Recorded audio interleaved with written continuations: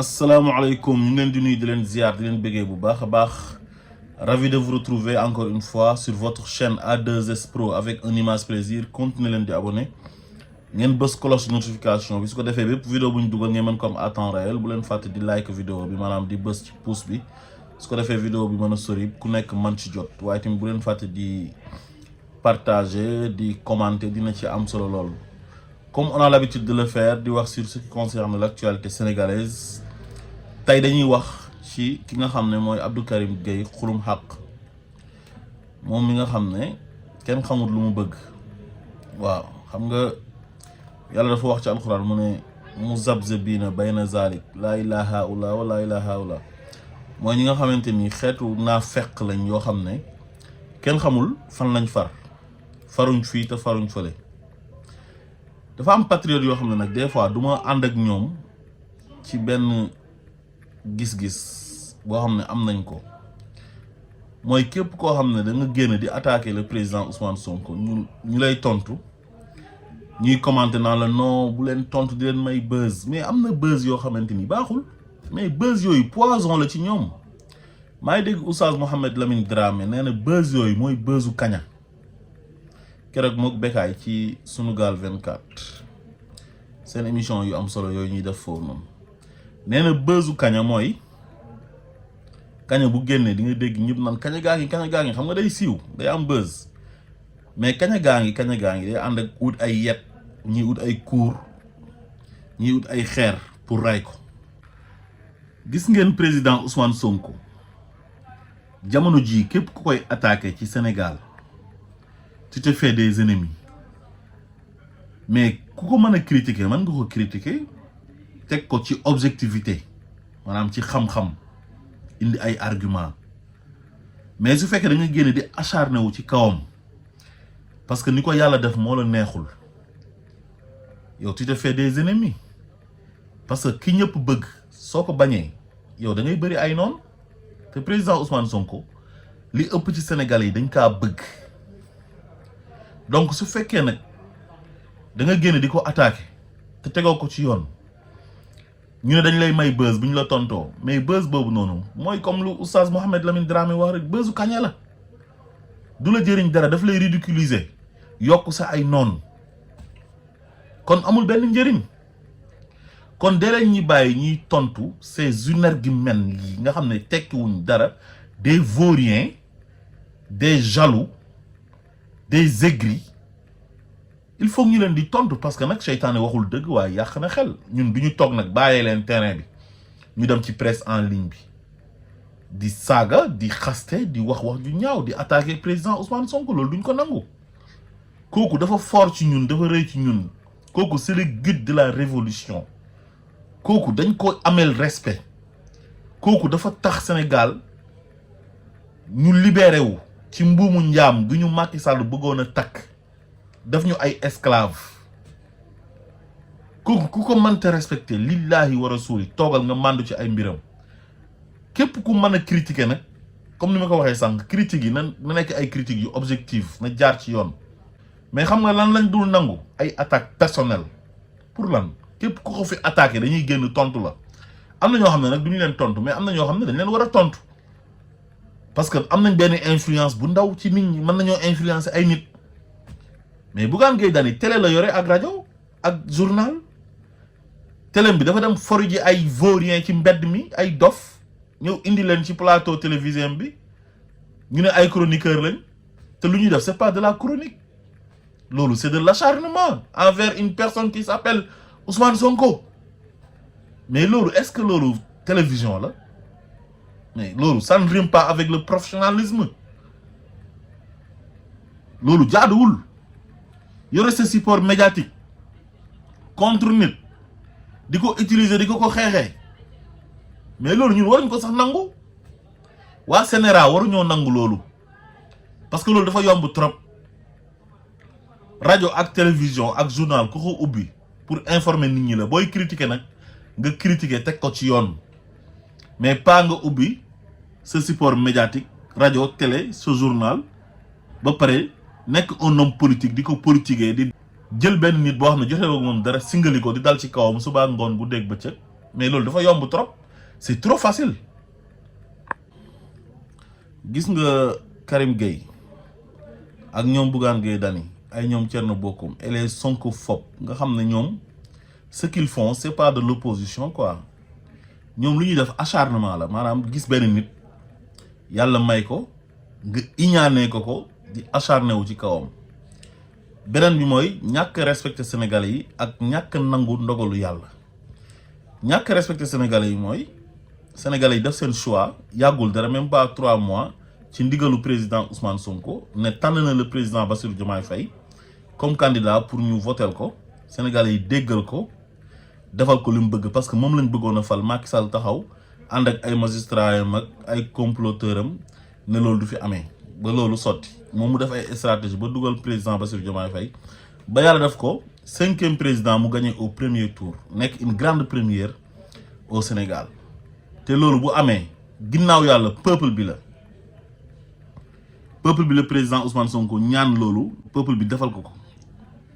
léegi loolu yow soo ko nanguwul ci 3 mois nga ne da nga ciy juger nit ki mooy ne da ngaa yàpp peuple bi respecté woo leen. ñàkk nangu ndogalu yàlla tamit mooy yàlla jël nit am lu mu def ci moom nga ne non lii duma ko nangu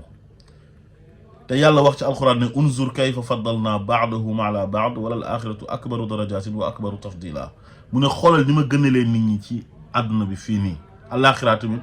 nit ñi noonu laa leen di gënalee daraja yi mënuñoo tolloo. yàlla seppi kenn ci politiciens yi yëkkati ko may ko daraja barkel ko ba bu waxee sénégalais yi falal leen ma ay maire ñu falal ko ay maire bu waxee sénégalais yi falal leen ma ay député ñu falal ko ay député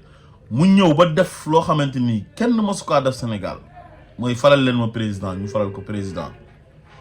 léegi yow nga toog di ŋàññi kooku di ko attaquer personnellement ki ma ci gën a bett mooy Karim bi nga xam ne moom nee na kooku la àndaloon moom ñoom ñaar ñu bokk idéologie mu koy soutenir bokk ci combat bi lu nekk mu daj ko ci dugg ci kaso ba pare tey mu ñëw ne da leen di clash di dal ci seen kaw ba pare Karim dafa xamul boppam quoi. Karim Xurum Xaq xam nga lu tax xamul boppam parce que Karim dafa jàpp ne il détient le monopole de la vérité te Karim du dara. Karim yow tekki woo dara man ak yow ñoo yem. Karim amoo xam-xam man ak yow yem jàngoo diine ji ngay jéem a forcer sax yow xamoo ci dara. Karim yow fatiha bu baax mokkaloo ko. Karim yow yaay kan ba yow ne yow li nga xalaat ci Sénégal ak yow li nga bëgg loolu moo war a am yow yaay kan tu te prends pour qui. Karim il faut nga def sa bopp bi ne yow tekki woo dara. Karim il faut nga def sa bopp bi ne yow tu ne représentes rien dans ce pays amoo benn représentativité yow si incohérence rek ngay dox maanaam yow tu n'es pas cohérent Karim. Karim gis nga xeex dafa am fu muy yem mënoo xeex Ablaye Wade na Ablaye Wade baaxul Ablaye Wade jógee fi ñu indi Macky Sall nga ne Macky Sall baaxul ñu jëlee fi Macky Sall nga ne Ousmane Sonko moo baax moom ngay jàppale. daj ci lu nekk yàgg sa ay yeneen i morom dugg ci kaso ñi ñàkk ci seen liggéey ñi am ci ay gaañu gaañu kenn ku nekk rek am na loo ci daj ñi ñu menacé leen ne leen bu ngeen ñëwee Sénégal ñu jàpp leen mooy les Sénégalais de la diaspora ñi ñu exilé leen. ndeyu mbili gi di président Ousmane Sonko daj na ci lu nekk moom barricade nañ ko ci mënoon na cee dee aspergé nañ ko ci liquide toj nañ vitram agressé ko ñëw nañ këram ay gendarme des gendarmes lâches yu Moussa Fall ñëw escalader këram daf yëfu bandi yëfu vëyu ñëw jàpp ko naan ko da ngaa sàcc portable jiñ nañ ko fi viol jiñ nañ ko fi terroriste jiñ ko fi rebelle dàq ko fu muy liggéeyee di ko saaga ndey suba ngoon guddeeg bëccëg jël ay bandi yu nekk ci internet bi ay vaurien di leen fay ñu koy saaga kon kooku defe naa ne yow li mu daj yow xajaat mënoo ko daj kooku c'est le guide de la révolution xamadi man ak reewande mante weesu ak incohérent koo xam ne nekk na au pouvoir matagul sax 4 mois yow nga bokkoon ci biir bokkoon ci ñu doon xeex taxaw naan da ngay démarqué wu di dem ci ay site internet naan da nga koy attaqué di critique yoo xamante ni teguwul ci xam-xam lu dul soxor. gis nga genre Karim gii nii xam nga lan moo leen dal mooy ñi nga xam ne boo nekkee ci jafe-jafe rek la ñuy ànd ak yow mais si toutefois sa jafe-jafe jeex rek ñu commencé ñaané nan dañ lay critiquer Karim fekk defoo sa bopp bi ne yow tekki woo dara doo tus billahi doo régler Karim il faut nga def sa bopp bi ne yow doo dara il faut nga def sa bopp bi ne tu détiens pas le monopole de la vérité ni le monopole du savoir Karim ñu la ëpp xam-xam dàq la jàng gën la mën a xalaat yu rafet ñoo nekk Sénégal da nga war a régler nga respecter nit ñi nga teey def ndànk xët fajul dara yow temps yi Macky Sall sax nit ñi dañ daan wax rek nga génn jékki-jékki commencé non lii duñ ko nangu ñu jàpp rek dem tëj yow yaay kan Karim da ngaa war a xam ne doo dara il faut que tu respectes les gens il faut que nga teey mais nit koo xamante ni yow fu ñu la fekk rek yaa ngi wane na yow nitu dëgg nga bon noonu nga tuddee sa bopp waaye yow yëfu dof ngay def nitu dëgg dafa am fu mu war a waxee parce que wax dafa am fu muy jotee pour ñu wax ko mu am sens Olof Njaay sax daf koy faral di wax mu ne wax dafa jooy ñu laaj ko lu tax nga jooy mu ne dañ maa wax te waruñ ma woon a wax maanaam jotagul mu jooyaat ñu ne ko lan ngay jooy mu ne biñ ma waree wax waxuñ ma yenn yi man iñaan laa koy jàppee quoi ak jalousie ak benn frustration jàpp ne yow nit ñi dañ la war a teg fu kawe te yow Karim doo dara loolu nga war a xam il faut que tu sois humble il faut que tu sois modeste il faut nga xam ne yow tu ne représentes absolument rien au Sénégal yow yaay kan yow yaay kan ba war a mën a jox nit ñi ay leçons de morale ba war a jàpp ne yow lépp loo xalaat rek wala lépp li nga bëgg loolu la nit ñi war a def yow ban leçon de morale nga mën a jox président Ousmane Sonko yow yaay kan yow Karim yow li la nit ñi may dafa ëpp il faut nga xam sa bopp nga régler tekki woo dara ba dara yu booloo jeex ci Sénégal il faut respecter les Sénégalais il faut respecter le choix des Sénégalais la volonté populaire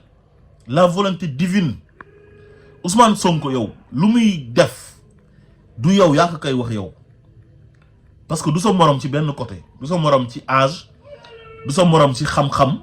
du sa morom ci parcours du sa morom ci popularité da ngeen doon ànd ndaw la mu respecté la jox la cër jàpp na yéen a bokk benn idéologie yéen a bokk benn combat comme ñun ñii rek ñu respecté wante joxante cër mais nag yenn yi yabaate la quoi ak xamadi ak reewaande quoi man bala ñoo dee ay nit di ko jéem a épargne naan non Karim ak nu mu mënti demee combat bi daj na ci sonn na ci mais combat bi am na ñoo xam ne dee nañ ci am na ñoo xam ne dañ see am ay gaañu yoo xamante ni da leen di topp ba àdduna di tukki am ñoo xam ne ñàkk nañ ci seen liggéey est-ce que moom moo leen gën moom te ñoon ñi ngi toog rek la noppi c'est que lu muy def nii dafay jàppale ñi nga xam ne ay sonkophobe lañ nga xam ne ñoom nee nañ ay opposant lañ comme ay borom bopp bu gudd boobu di mel ni tegu vélo Thierno Bocoum nga xam ne tekkiwul dara ku mënul am parrainage moo bëggoon gi dani ne ñoom ñooy opposé Ousmane Sonko te lu ñuy def du opposition maanaam ñoom xaste la ñuy def am en ci benn nit iñaanee ko li ko yàlla may di déverser seen colère ci kaw nit kooku noonu loolu rek moo fi am mais du leneen déjà moom mu ngi leen di jàppale quoi et puis bëgg a sikkal nit koo xamante ni yow amoo dara loo koy reprocher dëgg la nit ku dul juum amul te nit ku nekk war nañ di la fàttali waaye yenn yi du fàttali yenn yi du critique mais c'est de l'acharnement ak méchanceté ak jalousie te loolu ça ne sert à rien amul benn njëriñ yow mënoo wax ba li ngay wax Ousmane Sonko déglu ko ba naan daf koy def parce que conseillers yi ko wër amul kenn ku ci tolloog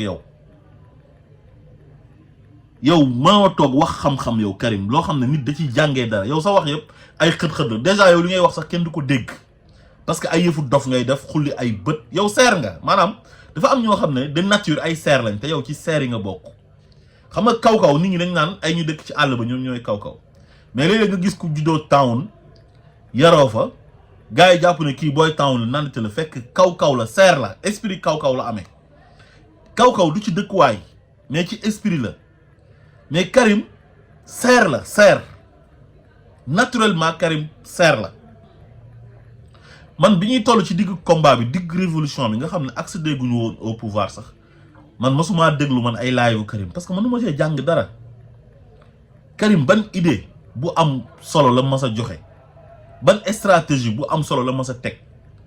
lu dul dara xew mu génn yuuxu génn ñu njëkk ko jàpp mu dem tëdd ci prison bi sonn nga ndax tëdd nga ci kaso nangul nañ la ko mais nag il faut que tu respectes les gens Karim